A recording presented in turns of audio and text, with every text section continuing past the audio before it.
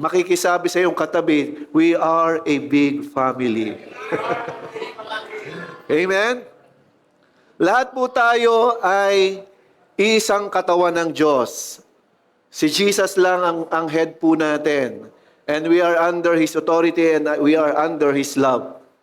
At ngayong umaga po, ang pag-aaralan natin or pag-uusapan natin is about blessings. May kisabi naman po, blessings. Sino po nang gusto ng pagpapala? Lahat naman gusto natin pagpapala. Pag nga may libre, kapag hindi ka kontento dun sa libre, nagre-reklamo ka pa nga, ay libre na nga. Di ba? Kapag hindi tayo na-satisfy, even if libre yan, naghahanap pa rin tayo ng masasatisfy tayo. And this morning, ang Lord mismo gusto tayong masatisfy sa ating message. And I hope and I believe every one of us has a heart na learner po tayong lahat. Amen? Ayan. Sige po, sandali tayo mag-pray. Let us entrust this message sa ating Panginoon, which ang title po ng ating pag-aaralan is about walking in God's blessing. Sige po, let us pray. Abba Father, naniniwala kami, Ama, sa pangalan ni Jesus, that you will grant us divine understanding about the message na aming pag-aaralan ngayong umagang ito. Allow us, O God, na maging learner kami, that we are capable to be corrected, Panginoon. Handa po kaming magpatuwid ayon sa iyong kalooban. Anoint my lips at masabi ko lamang, Ama, ang magbibigay ng glory sa iyo. Patuloy mo rin pagpalain ang pandinig ng bawat isa at walang anumang salita mo at pangunawa nagmumula sa iyong trono ang masayang bagkus. Magamit namin ito sa aming pang-araw-araw na journey hanggang sa matulad kami at maging kawangis mo kami bilang ikaw na aming Creator. This we pray in Jesus' name. Amen and amen. Kapag po pinag-uusapan ay blessings, marami dito ay laging masaya. I-check mo nga ang katabi mo kung itsura siyang masaya. Parang galing yata siya sa pagkalugi, no? Parang galing yata siya sa mabigat na problema. Pagdating dito, dala-dala pa yung bigat. Kaya pangitiin mo naman siya. Huwag mo nang dalahin masyado yung bigat na yan. Si Lord muna. Amen? Madali pong mapansin ang taong may dalang bigat. Sa mukha pa lang, napapansin mo na. Tunay nga pong sa ating mga mata, nakikita kung ano ang meron sa loob. Di ba ang sabi, ang ating mga mata is the windows of our soul? Kaya mababanayad natin sa ating katabi kung talagang siya ay si Lord ang number one sa kanyang buhay at wala nang iba. Dahil ang taong naka-align sa puso ng Diyos, kahit may bigat na problema at kahit present pa ang uncertainties niya sa buhay, masaya pa rin yan. Dahil alam niya, nasa Kanya na ang Panginoon. And when our God is in our life, everything is in you. Tandaan po natin, kapag ang Diyos mismo ang kasama nating naglalakad sa anumang plano natin sa buhay, yes, God will allow different challenges na talagang pinapanood lang tayo ng Lord sa pagbagsak. Pero ang excited ang Diyos sa atin, hindi doon sa pagbagsak. Excited ang Diyos sa pagbangon. Amen? Alam ng Diyos, apart from Him, mahirap ang bumangon. Pero kung alam mo kung sino ang kasama mo, babangon ka. Kaya sa mga nagmamahal, yung matitinding magmahal dito sa Panginoon, at yung mga nagmamahal ng may mga partner, at yung mga wala naman na naghihintay parating na, amen? Parang walang mag-amen doon, ha? Yung mga parating, parang ayaw nyo na. Bitter. Di ba? Lagi po nating tatandaan, yung point na kung saan na ang ating buhay ay kilala natin kung sino ang ating kasama. At definitely dapat ma-acknowledge natin na si Lord never tayong iniwanan. Kanina nga po, habang tayo maawit about the faithfulness of our God, yung katapatan ng Diyos, nakakapangliit po talaga. Sa daming pagkakataon, tayong lahat, guilty dito. Ilang beses tayo nagkakasala sa harapan ng Diyos, but our God keeps His faithfulness. nanatili siyang tapat. Kaya mapapaiyak ka sa dami nating mga nagawang hindi okay sa harapan ng Diyos, but He remained faithful sa atin at tayo ay inaalalayan. Tayo minamahal. Kaya ang word po natin for our message ngayong umaga is about obedience. In Deuteronomy chapter 28 verse 1 and 2, sabi dito, if you fully obey the Lord your God and carefully follow all His commands, I give you today, all these blessings shall come on you and accompany you if you obey the Lord your God. May kailangan po tayong mapansin sa text na ito. Sandwich ito. Ibig sabihin, sa simula pa lang, binanggit na dito yung fully obey. Sa last part, binanggit uli, if you obey the Lord. Naka-sandwich, kakainin na lang. Sino po dito nag-i-enjoy sa Yum Burger ng Jollibee? O namimiss na, Pastor, matagal-tagal na rin hindi ko na titikman para nalilimutan ko na yata ang lasa. Di ba? Ready to eat. Ganon din ang salita ng Diyos. Pero let us consider yung sinabi ng Diyos na way ng pagsunod. Ang sinabi ng Lord, yung word na fully. Kailangan buo. Ibig sabihin, walang kulang. Kaya makikisabi sa iyong katabi, huwag kang kulang-kulang. Di ba? Kasi pag nagkulang-kulang, baka may magkaroon ng kulingling. Di ba? Kaya lagi po natin dapat pansinin na ang obedience na tinitingnan ng Diyos ay buo. At habang ginagawa natin ng buo, maingat naman nating ginagawa ng dahan-dahan. Sino pong naniniwala doon sa kasabihan na ang tumatakbo ng mabilis kung matinik ay siya, nalimutan na. Ako na lang ba nakakatanda noon? Gen X ako ha. Hindi ako baby boomer. Kayo naman. Malalim. Kung matinik ay malalim. Ibig sabihin, hindi naman nire-require ng Diyos na tayo nagmamadaling magtagumpay para tumanggap ng pagpapala. We have many illustration in the Bible na ang Diyos pinadadaan talaga sa screening. Dinadaan talaga tayo sa screening. At kailangan mapansin po natin yung category na binanggit dito ng ating text in Deuteronomy chapter 28 na ito ay tatlong sangkap. Kung mapapansin natin, yung fully obedience, naka-incorporate yung carefully follow. Isang ano na yon, isang direction ng Lord. At may binanggit siya, I give you today. Pag sinabing today, it is present time. Everyday pala, may instruction ng Diyos.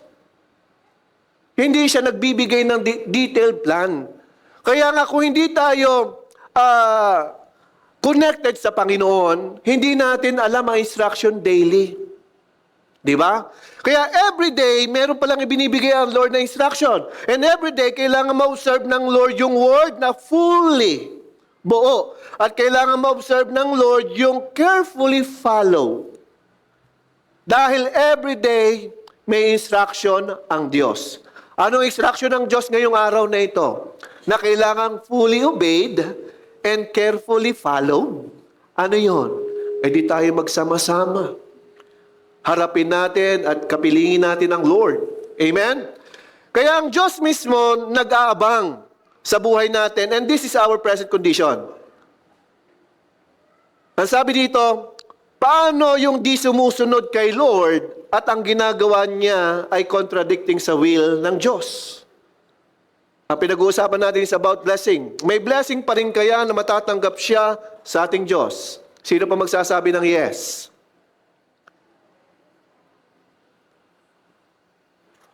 Pastor, kailangan ba ako mag-isip? Yes! Kailangan natin pag-isipan to.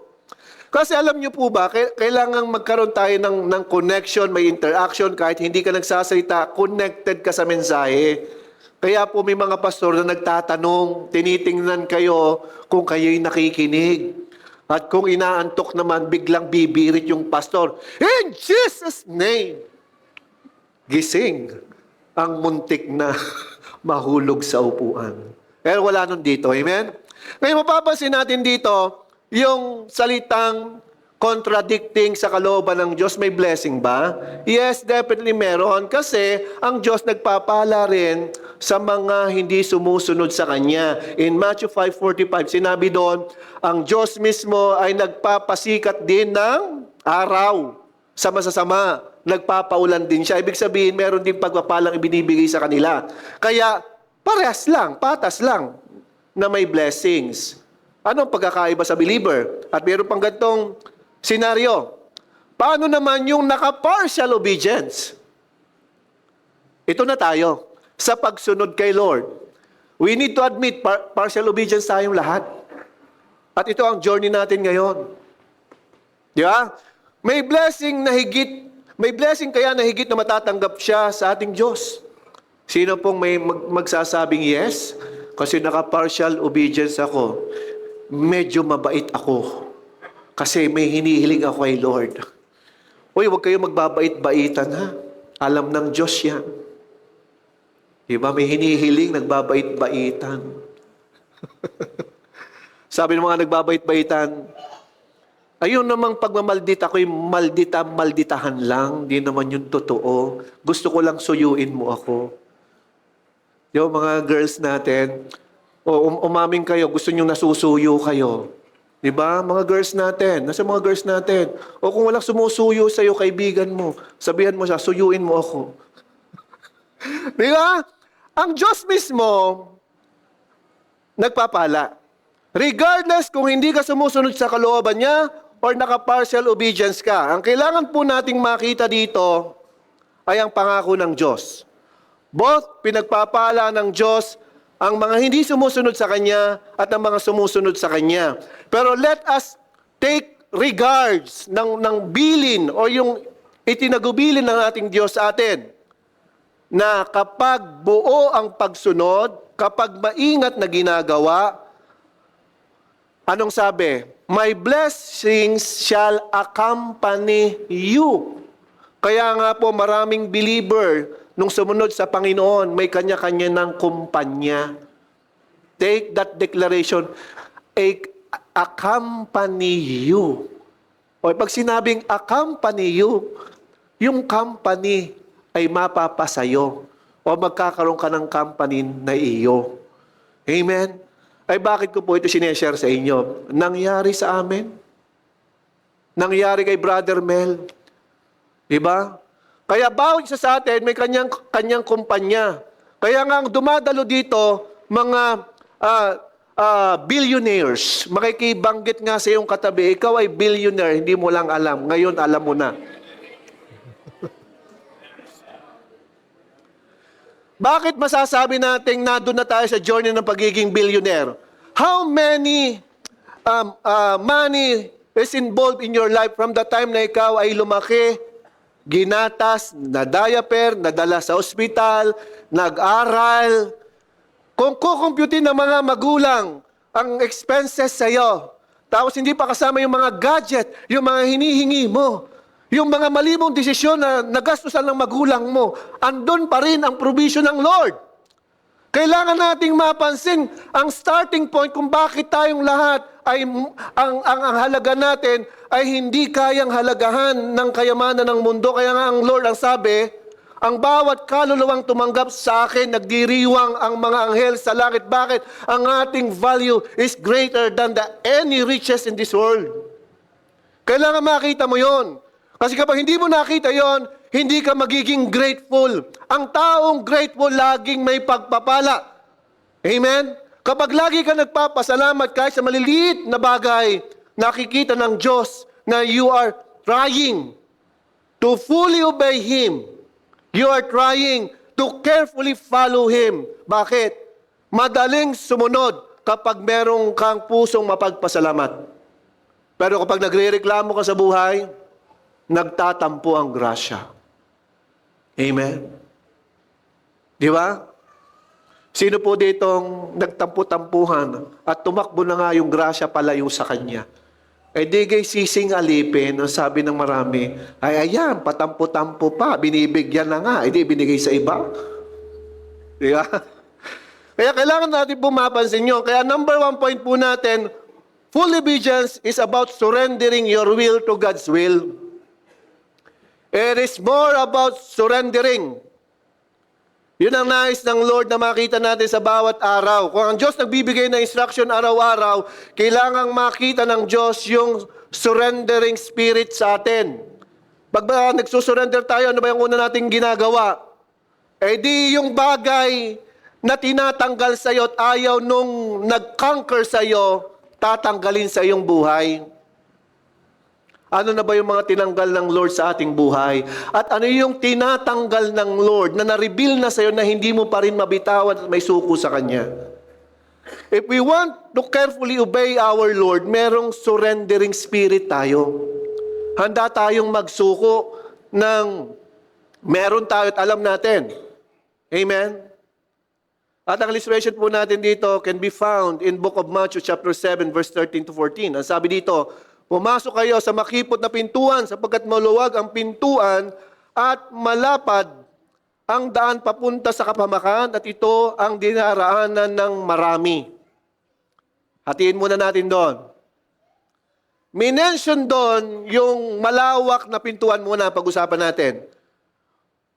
This word of the Lord speaks about choices. Makikisabi choices. Napakarami ng choices na ino-offer ang kalooban natin. Tandaan natin, yun ang regalo ng Diyos. God has given us the ability to choose.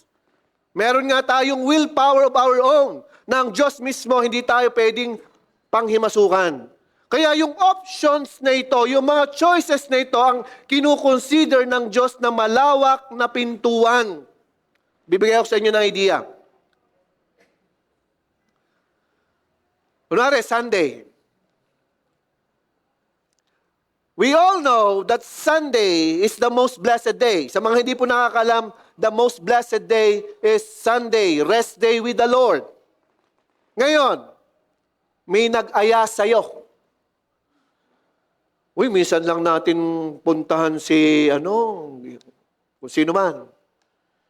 Eh, minsan nga lang mag-aya, di pa ba natin pupuntahan? Eh, bakit naman kung araw pa ng linggo? Di ba? Hindi ba tayo nakakapagtanong, bakit itinatapat ito sa araw ng Panginoon? Merong ibang araw, may Lunes hanggang Sabado, tama? Bakit dumadating ang moment na yung mga choices talagang nako-compromise at napipili mo ang iba higit kay Lord? Kasi kita ng Diyos na hindi pa ang Diyos ang sentro ng iyong buhay. And God will allow it. Kasi nga yung free will natin is activated. At ano mangyayari sa atin na nakakilala sa Panginoon? Sa simula, may guilt feeling pa yon. Sayang, sana nag-church na lang ako. Nung nagpunta ako doon, inaway naman ako. Reunion nga namin, hindi kami nagkaroon ng magandang reunion. Kasi bumalik yung alaala ng aming alitan nung kami high school. Hala! Di ba? Rinaisip mo, sayang, sana nag-attend na lang ako ng church. Doon nararamdaman ko, lumalaya ako. Parang nakakalipad na ako, palapit sa langit. Di ba? Kaya ang Diyos mismo inaalaw ito kasi alam ng Diyos we are partially obeying Him. Meron pa tayong mga reservation. Pero nais ng Lord makita natin na ang maluwag na daan ay ang lahat ng meron tayong pwedeng piliin na ang foundation ay ang ating sariling kalooban. Huwag po nating sisihin kung hindi natin nasusunod ang kalooban ng Diyos ang iba. Eh kasi sinama ako noon. Christian din nga yung nag-aya sa akin. Ang sabi sa akin, minsan lang naman, hindi naman tayo matatandaan ni pastor. Sa dami na natin doon, hindi na tayo matatandaan. Hala, dalawa pa silang nagsama. Sa simula, may kirot. may sugat. Pero inulit mo ulit, same decision. Next Sunday, outing naman. Di ko pa napupuntahan yung lugar na yun. Ang ganda ng pool doon. Tapos ang daming amenities. Aaminin ko talagang, Lord, pagpasensya mo muna ako, sama mo na ako. Di ba? Pangalawang pagkakataon, nawawala na ang kirot. Why? Pinapatay ng kaaway yung excitement mo na makapiling ang ating Diyos. And the moment ito'y maulit ng maulit, ito yung maluwag na daan. In different scenarios ng ating buhay. Sa paggamit ng phone, tingnan mo ang screen time mo ngayon. I will allow you to check it. At saan naubos ang screen time mo? Pag-i-scroll ng mga, ano kaya yon? You can tell it kasi tayo ang gumagawa nun. Tama? Nasaan si Lord doon? At kayo nga po, na kami nagpipray ng mga pastor natin kasi every morning po nagpipray na tayo dito. At ang mga inassign ko po ay mga pastor, nilid ako ng Lord na ipa-cleanse din ang ating mga cellphone. Kasi konting movement lang natin mga daliri. Yes, nagbabasa ka ng Bible, mamaya pag ganun mo, iba na yung pinapanood mo. Hala, Lord, patawa. Lord, linisin mo ako. Di ba? Kaya merong foothold ang kaaway sa ating mga phone. And one of the reason kung bakit ang oras natin, yung screen time natin, kung papansinin natin, nauubos ito sa walang sense talagang bagay. Di ba? Minsan napabayaan mo na ang kusina. May mga moment pa nga, nasunog yung niluluto kasi may pinapanood na serye, kung ano mang serye yan. Di ba? Kaya we need to become wise and watchful sa lahat ng dumadaan sa ating buhay. Kasi lahat ng maluwag na daan, ito'y galing sa ating sariling kalooban na pinipili natin ng higit sa kalooban ng Diyos. Amen. Nakakasunod po ba?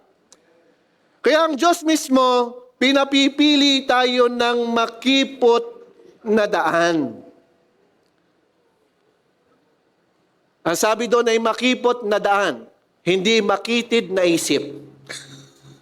Tandaan natin, ang isang willing na sumunod sa kalooban ng Diyos, ayusin natin ang logic ng ating pag-digest na naririnig natin.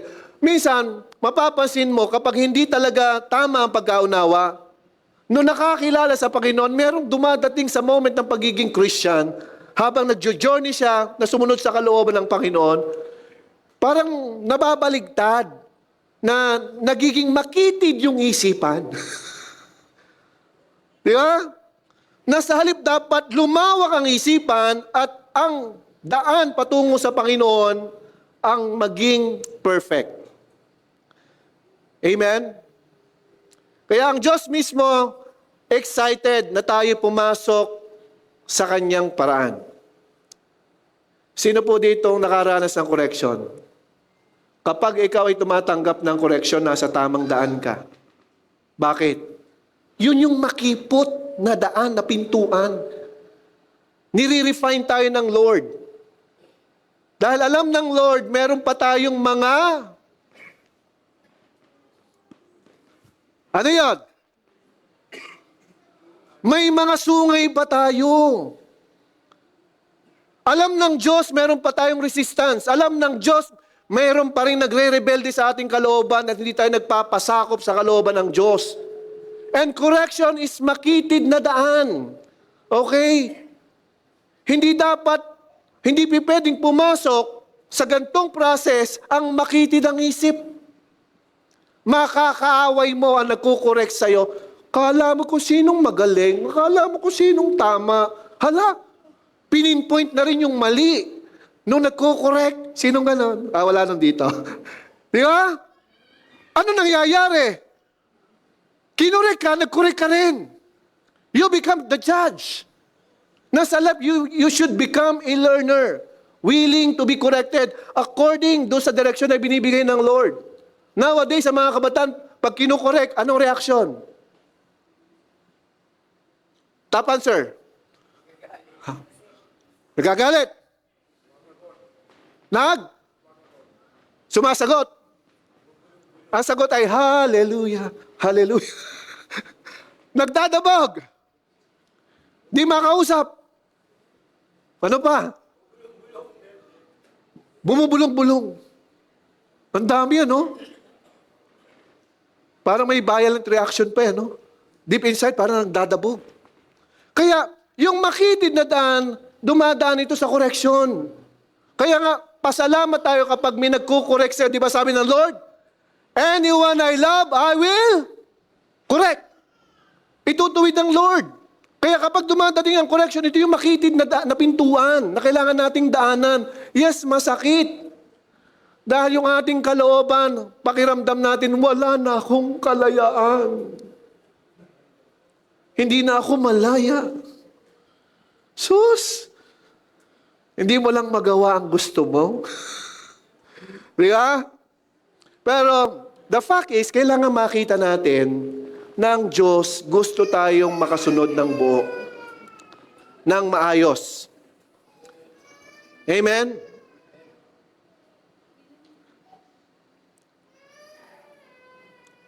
Ang Diyos mismo nagki-create ng mga influence sa atin. Tandaan natin, we cannot be corrected with the wrong people. Ulitin ko, we cannot be corrected if we are linging sa mga wrong people. Sino ba yung mga wrong people? Yung walang kaunawaan sa salita ng Diyos. Pero hindi natin sila kinokondem. Okay? Huwag nating i-condemn sila. Hindi lang nila alam ang salita ng Diyos. Kaya kung kukonek ka, you are in the right company of people. Kaya i-congratulate mo yung katabi. Congratulations. We are in the right company. Amen? Diba? Ang Diyos mismo gusto meron tayong tamang influence of people. Dahil doon naman dadaan ang correction. Doon kikilos ang kanyang pagtutuwid. At salamat, meron tayong life group system sa mga LG leader. Marami nang nailuha yan sa inyo. Gas-gas na ang mga bulsa. Nahingi na ng rescue kay Lord. Pag nag-uusap po kami ng mga LG leader, rescue naman, hati-hatiin naman natin, parang medyo tight din ang budget eh. Yeah, pero the point is, meron tayong ginagawa para sa karyan. Amen? Malinaw na po yung ating number 1 na kailangan full obedience at inaalis yan po natin ang karapatan ng ating sarili. Ang journey po natin from glory to glory. Tandaan natin, from glory to glory. Ibig sabihin, nung nakakilala ka sa Panginoon, dapat pataas yan, paangat. At pakonti ng pakonti ang mga hindi nabubuong pagsunod sa Panginoon. Magbibigay ko sa inyo ng halimbawa. Si Abraham po, bagamat siya ay nabigyan ng title, the Father of Faith, marami rin siyang partial obedience. Marami siyang mga nangyari sa kanyang journey na siya'y naglihim. Remember, nung naglihim siya about Sarah na kanyang asawa, sinabi niya kapatid niya, kasi may fear siya, baka siya'y patayin. If you know the story, yun po ang kwento noon. Hindi siya nagsabi ng totoo. Ay alam niyang sinasama siya ng Diyos. Kaya nga kung titingnan po natin, ang dami nating mga nangyayari sa atin na mali, pero ang Lord nag-remain lang na faithful. Saan dumating yung full obedience ni Abraham? Through Isaac. Kaya tayo, may kanya-kanya tayong Isaac. It is a one-day journey kay Lord. Na nasunod ni Abraham, yung full obedience na ini-expect ng Lord nung hiningi si Isaac. Nagampanan niya yon ng walang pagkukulang. At tayong lahat may Isaac po tayo na kailangan nating maisuko nang sa ganon, mawalan po tayo ng rightful place sa ating kalooban. At we will allow the will of the Lord to be the plan na ating ifulfill. Kasi saan man natin daanin, dadating at dating ang pagsubok, at ang pagsubok na yan ay sasabihin ng pagsubok na yan at ang resulta ng pagsubok na yan, pinakinggan mo ang kalooban mo. Kaya nagkaroon ng ganyang result. Kaya kailangan maging maingat po tayo. Amen? Kaya si Abraham, yung Isaac niya, ay nagbunga ng full obedience. Kaya nga nabigyan siya ng Lord ng ibang favor ng pagpapala. And all his journey, lagi siyang nadaragdagan ng company ng mga inaalagaan, ng mga tagapag-alaga. Mababasahin po natin ang journey niya from the time sa Genesis. Makikita natin ang kanyang nag-uumapaw na pagpapala. Amen? At please, church, accept the blessing of the Lord. Walang ibang pagbibigyan ng pagpapalang meron dito sa daigdig natin ginagalaw, kundi ang mga may tamang puso sa Panginoon. Bakit? Ang tamang puso na nasa Panginoon, magagawa niya ang pinagagawa ng Diyos. Amen? Kaya number 2, God gives instruction every day to test our trust in His ways. As mentioned kanina, daily nagbibigay ang Lord ng instruction. And daily, God is expecting from us to give 100% of trust sa Kanya. Dahil ang pagtitiwala po natin sa Diyos, ang pinakamahalagang pwede nating ibigay sa ating Diyos. Ulitin ko, yung pagtitiwalang ibinibigay natin sa Diyos, ang pinakamalaking bagay at pinakamahalagang bagay na pwede nating maibigay sa ating Panginoon. Ang blessing, kaya nating i-share nang hindi attach ang buong puso natin. Di ba? Pero ang puso mo nagtitiwala sa Diyos every day, ay iba pong level yon. Amen? At lahat tayo may mga testing na pinagdaranan sa trabaho. Ang dami ngayon nangyayaring korupsyon. Huwag ka lang mapakurap. At pag napakurap ka, wala na. Ubos na yung kinakain sa harap mo, nakurap na pala. Pastor, ang corny naman ng joke mo. At least nagtatry. Amen? Diba? Sa hirap ng garne. Hindi po ako isinilang na joker But anyways, God is good. Amen? Every day may instruction po ang Panginoon. Alam niyo kung bakit gusto ng Lord daily ang instruction? Kapag ang instruction, generated na alam mo yung gagawin mo sa bawat araw, pwede mong i-project ang lahat ng iyong gagawin na nakaprogram na. Ang Diyos ayaw tayo nakaprogram. Kaya nga, ang AI ay malayong-malayo sa direksyon ng salita ng Diyos. Di ba? Nowadays, ang kalaban ng Word of God, AI. Madali na ngayong magturo. May mga nakaprepare na Pero then again, ang sabi ng Lord, ang great teacher natin is the Holy Spirit. Always remember it. Ako po, kapag nag-aaral ng Word of God, minamaximize ko si AI overview. Ang kadalasang pag-search ko ay verses that are related in loneliness. Pag nag-appear na yung mga verses na yun na iniisa-isa ko. Then, chinecheck ko sino yung mga Bible character. And then, pag nabasa ko ang Bible, Holy Spirit, give me the points na kailangan talagang ito ang napapanahong mensahe mo sa pamilya na nabuksan na ng Lord sa Mandaluyong. Ganun po ang ginagawa ko. Yun ang aking routine. Hindi po ako kumikilos na give me the points about ganito. The moment na mabasa mo yan, na-capture ka na ng AI. Hindi ka na ngayon makapag-focus doon sa direction ng Holy Spirit. Kasi naano ka na pwede na to. Hala. Di ba sabi ng Lord, we need to be under God's presence, not sa presentation. Kaya nga tayo nag-i-stay sa church dahil may presence tayong nararanasan. Amen? Kaya daily may instruction po. And in Genesis chapter 12, verse, parang lumampas yata ako rito. Wait lang ha. Tama. Ang ating covenant verse, Genesis chapter 12, verse 1 to 3. The Lord had said to Abram, leave your native country and relatives and your father's family, and go to the land that I will show you. I will make you into a great nation. I will bless you and make you famous, and you will be a blessing to others. I will bless those who bless you and curse those who treat you with contempt. All the families on earth will be blessed through you. Kaya nga po tayong lahat, for the glory of God, we are called blessings of this nation. Tayo mismo magpapala sa mundong hindi nakikita ang perspective ng pagpapala ng Diyos. Tandaan natin, ang naglalakad na kasama ang Diyos, ang dapat umaangat ay hindi lamang ang status ng ating buhay. Hindi lamang na tayo pinayayaman ng Diyos. Hindi lamang na tayo nagiging generous sa mga kawang gawa at nagbibigay. Kundi yung pagtitiwala natin sa Diyos ang lumalaki. Ang storage sa buhay natin. Kasi ang Diyos hindi na pwedeng i-question sa treasures. Hindi na pwedeng i-question ang kanyang ownership kasi kanya nga lahat.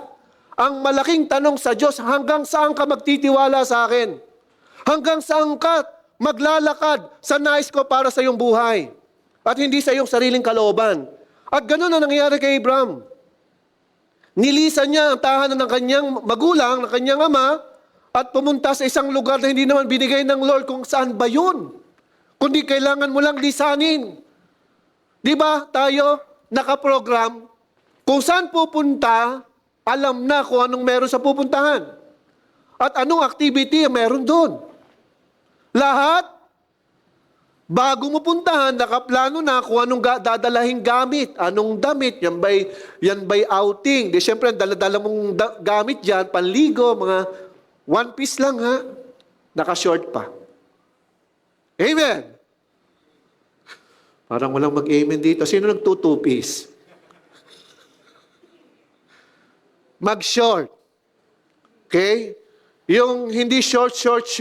Yung short, 1 inch above the knee. Amen. Kaya ang Diyos mismo nagbibigay po ng instruction base sa pagtitiwala natin.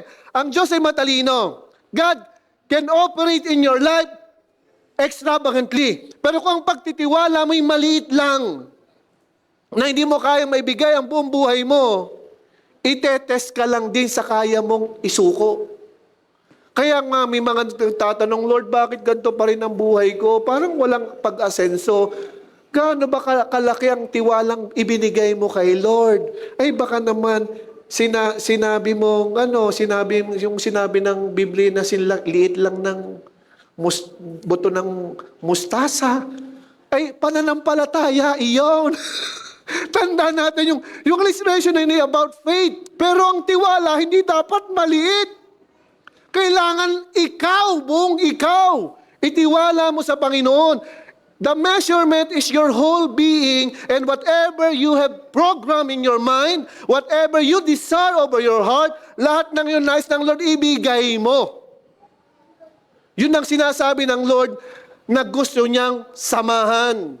Dahil ang Lord, hindi siya mapipigilan ng kaaway kung kita ng Diyos ang kaya mong ibigay na tiwala sa Kanya buong buo. Kaya nga, daily ang instruction. At iba't ibang challenges sa pagsunod. Amen? Tayong lahat may kanya-kanya po tayong instruction. May instruction ang ating Diyos kung paano natin i-raise up ang ating mga anak differently. And then, meron din instruction ng Lord, paano lalago ang relationship naming mag-asawa? Daily. Lahat daily. May instruction ng Lord. Bakit? Dahil gusto ng Lord from glory to glory. Dahil nais ng Diyos makita mo yung process. Alam mo kung bakit na-amaze ang maraming malalalim na sa Panginoon? Nakita ng kanilang dalawang mata ang process at naranasan nila ang sakit ng pagbasag, ang hirap ng pagbabago, at yung sakripisyong ibinuhos sa pagtitiwala. Kaya, ang mga na-in-love sa Lord, hayinan mo man yan ng maraming choices, iisa ang pipiliin, ang Diyos lang. Amen? Kaya ang Diyos mismo, andyan ang pagpapala. Kaya we need to accept we are a blessing of this nation. Makikisabi sa iyong katabi, you are a blessing of this nation. Amen? Yan po ay blessing ng Lord. Covenant tool po natin yan. Covenant verse po natin. Ang Genesis chapter 12, verse 1 to 3. Then the last point. God's blessings will always follow the one who follows His instruction. Napaka-basic lang yan, no? Una, daily may instruction ng Lord. Ngayon, ang pagpapala nakabase sa pagsunod. Pag sinunod mo instruction ng Lord, ang kasunod mo ay, nasa likod mo ay pagpapala, tama? Pero sa perspective ng Diyos, kapag sumusunod ka sa kalooban ng Diyos, you are not only followed by blessing, but you are surrounded by blessings. Kanino yon? Kanino yon? Kapag surrounded ka ng pagpapala, you are physically protected by the blessings of God. Hindi mo na yun hahanapin sa mundo. Why? Nakita mo sa buong paligid mo ang pagsama ng Diyos. Paano mo ito nakita? Ibinigay mo ang 100% pagtitiwala sa Diyos. Kaya nga sabi ni David, I trust the Lord with all my heart. Di ba? Kaya ganun din po ang nais ng Lord. In Deuteronomy chapter 11, verse 26 to 28, look, today I am giving you the choice between a blessing and a curse. Bible po ito, ha? Book of Deuteronomy chapter 11, verse 26 to 28. Alam ng Diyos may choices tayo. In verse 27, sabi dito, you will be blessed if you obey the commands of the Lord, your God, that I am giving you today. Binanggit na naman today. Every day is a challenge in our life.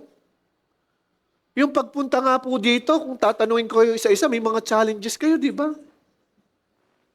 At ang Lord, kita yan.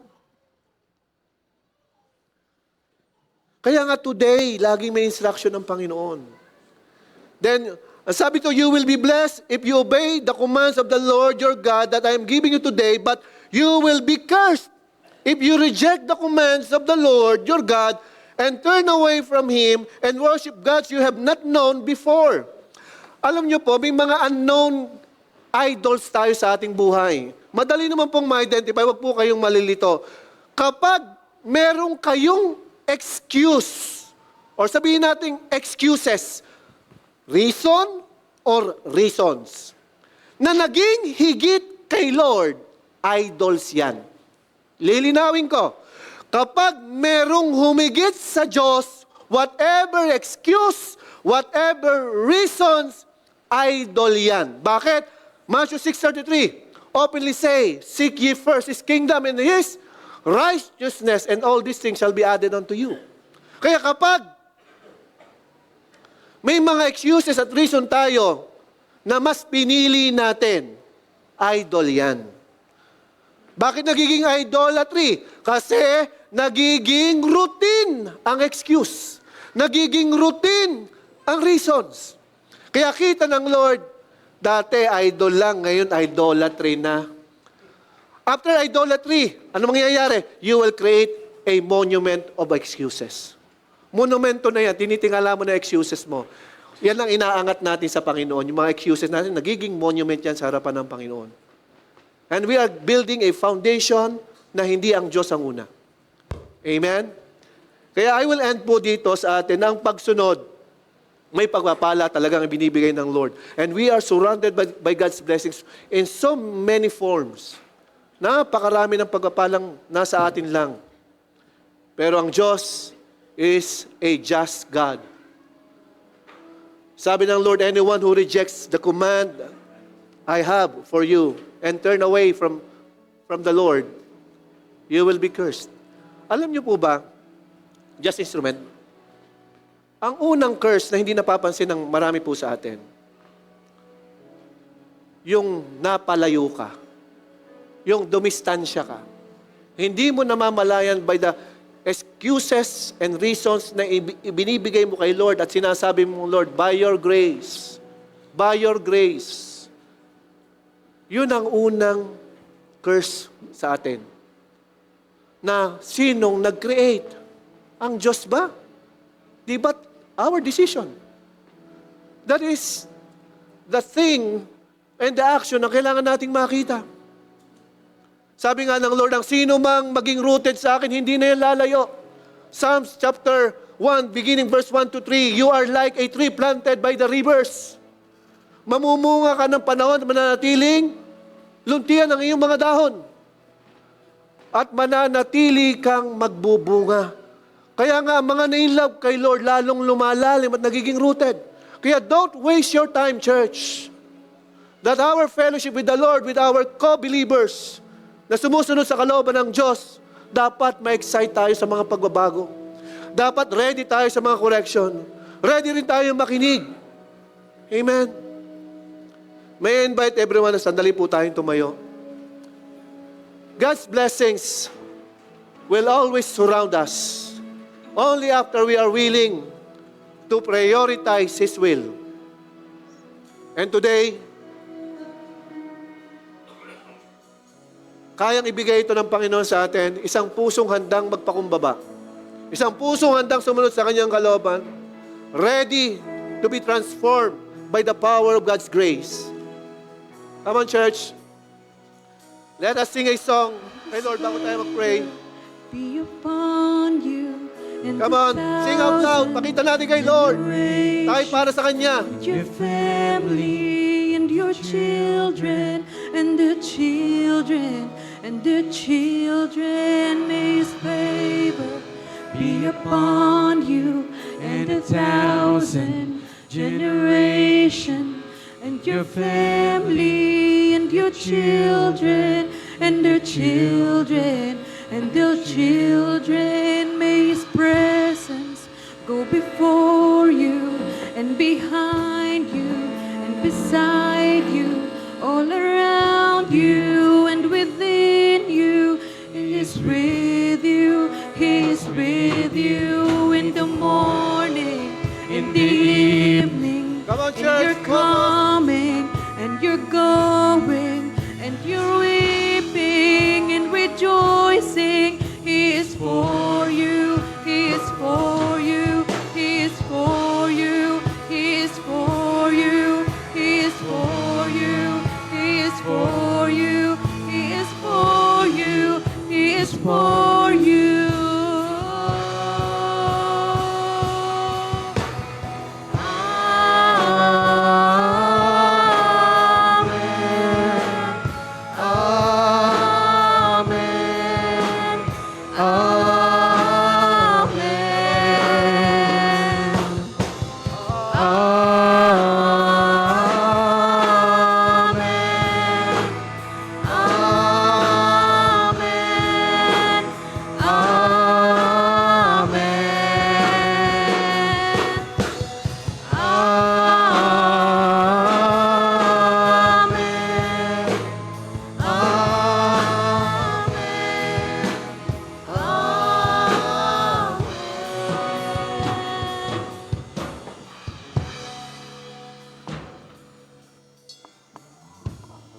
Come on, church.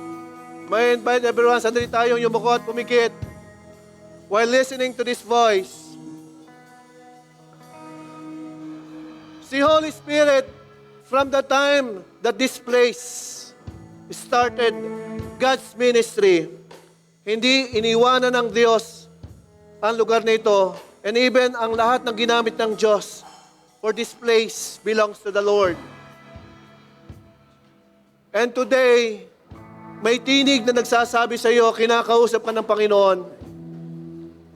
He is giving once again and reminding you His instruction. Ipinapaalala sa atin ng Diyos ang mga instruction na ito.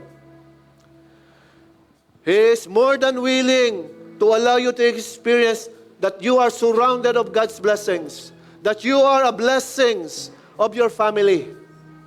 You are a blessing of this nation. Choose to prioritize His words, His will, and His direction. Bakit ba tayo nagtatrabaho? Bakit ba tayo nagsisikap? We all do these things dahil kailangan natin ng pagpapala. Ang sabi ng Diyos, ang pagpapala ay sa iyo at hindi ka makakaranas ng pagkukulang at mararanasan mo pa nag-uumapaw na pagpapala only after you choose to follow Him fully. Only after you choose to obey Him fully. And let that wonderful message na narinig natin ay matanim ng malalim sa atin. Lord, how I pray, and you know it, nang bawat isang naritong tinawag mo, Panginoon, upang tagapagdala ng pagpapala, Lord, yung tiwala na ini-expect mo, Diyos, na kayang ibigay ng bawat isang naririto, and even sa lahat na nakikinig sa live stream, I'm declaring, oh God, your touch. Allow everyone maranasan ang kilos ng iyong kapangyarihan, ang hipo ng iyong presensya, and let everyone mabuhay na ikaw ang una sa lahat. For blessings will always accompany those who fear you, O God. And I pray, hayaan mo, Diyos, maranasan ng bawat isa, ang buong pagtitiwala ay sa iyo lang. Ang pagpapala ay mananatiling sagana, at ang pagpapala ay patuloy na aagos, habang patuloy na lumalalim at sumusunod ang bawat isa sa amin sa iyong kalooban. This we declare, claim it, in the mighty name of Jesus, shall we all say, Amen and Amen.